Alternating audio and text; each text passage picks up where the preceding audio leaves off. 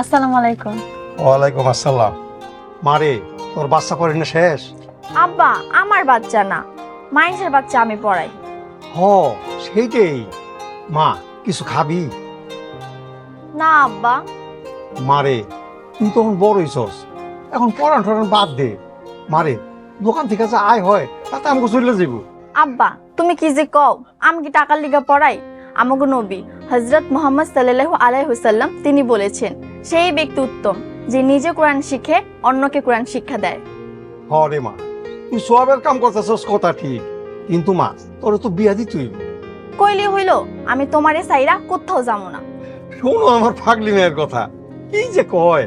ঠিকই তো কইছে আব্বা, আমি ছাড়া তোমার আর কে আছে? আমি যদি পরের ঘরে চলে যাই তাহলে তোমারে কে দেখবো? আমি ছাড়া তো তোর আর কেউ নাই রে মা, কিন্তু মা রে, আমি যদি মরে যাই তখন তোরে কেটা দেখবো। আব্বা, আর কোনোদিন যদি মরার কথা কইছো? ঠিক আছে, আর কমো না, এই যে কানে ধরলাম। আচ্ছা আব্বা, থাকো তুমি, আমি গেলাম। আসসালামু আলাইকুম। ওয়ালাইকুম আসসালাম।